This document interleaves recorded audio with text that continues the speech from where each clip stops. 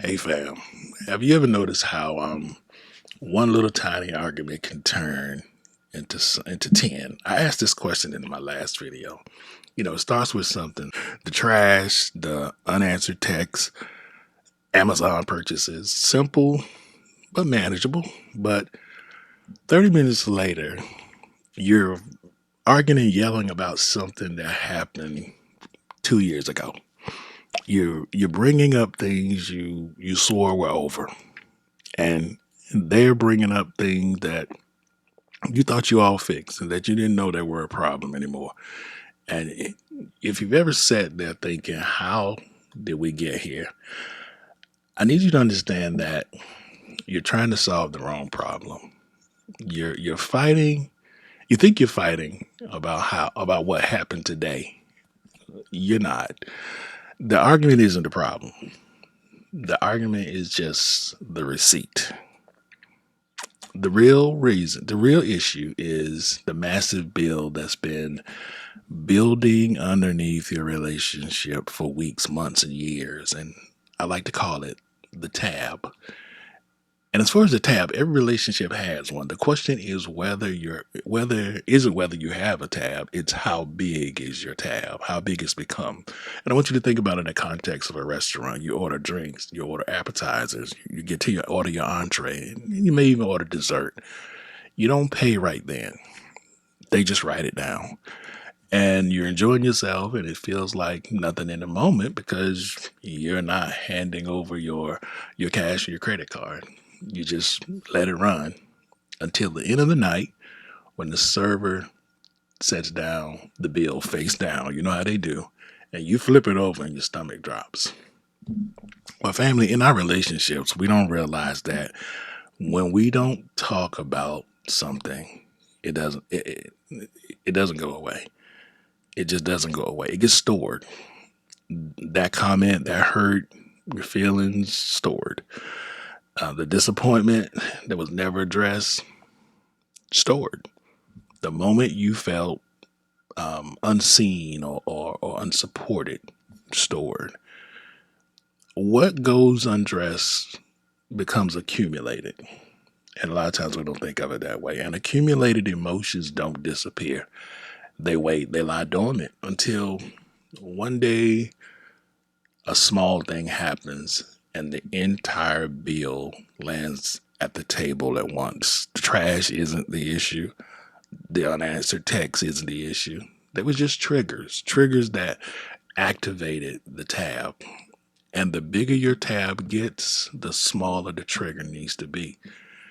And a couple carrying years of emotional debt can explode over something that should have taken maybe 30 seconds to discuss. Family, I realized that after soulful conversations with friends and couples and just navigating, hard conversations in my own nearly 30-year relationship, I realized that almost every receipt on the tab falls into one of three categories that I like to call the three U's. Number one is unfinished.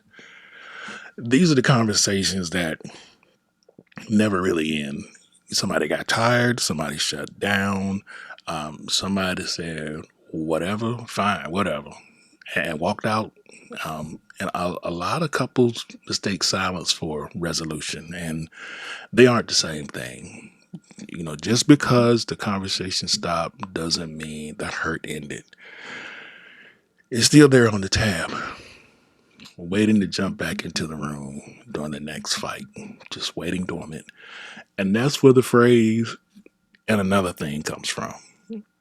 So, number two is unspoken. If you are a conflict avoider, this is your vice. These are the moments you weren't bothered.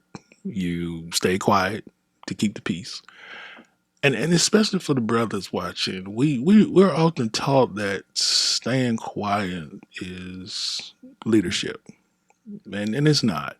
Quiet just runs up the tab. And what we carry in silence eventually explodes in emotion. If you are ever shocked yourself by how angry you got over something minor, Think about it. It's because you weren't reacting to that thing today. You're reacting to a full drawer of unspoken receipts. And number three is unrepaired. This one is the most dangerous one, and it's unfortunately destroying relationships today, a lot because of pride and ego. This isn't about the fight, it's about what happens afterwards. After the argument ends, life moves on, the kids need dinner, work gets busy. On the surface, everything looks normal. You're laughing, you're functioning again, but nobody ever came back to repair the damage. And nobody asked, "Are we okay?" Or said, "I realize that I hurt you." Stopping a fight is not the same as healing it. Stopping a fight is not the same as healing it. When the tab shows up in the mid heated conversations, our instinct is to try to pay the whole thing at once. Man, it can be 10:30 at night. You're exhausted, and suddenly you're trying to resolve 6 months of relational or marital disappointment in one setting, and you're wondering why you're spinning in circles. Well, because you're trying to pay 12 receipts with one discussion. You cannot heal a year of accumulated hurts in 30 seconds. So, how do you stop this spiral? You ask one simple, powerful question. I'm going to give it to you. What is the one thing? Not the 12 things, not the last 6 months. What is the one thing we're actually trying to solve right now? If it's not the trash, stay there. If it's spending, stay there. We don't want to invite 10 other ghosts into our conversation. God, please don't repull receipts from 2024 into today's conversation. Deal with the one thing, finish it, and repair it. When you ask this, remember that it's not a weapon.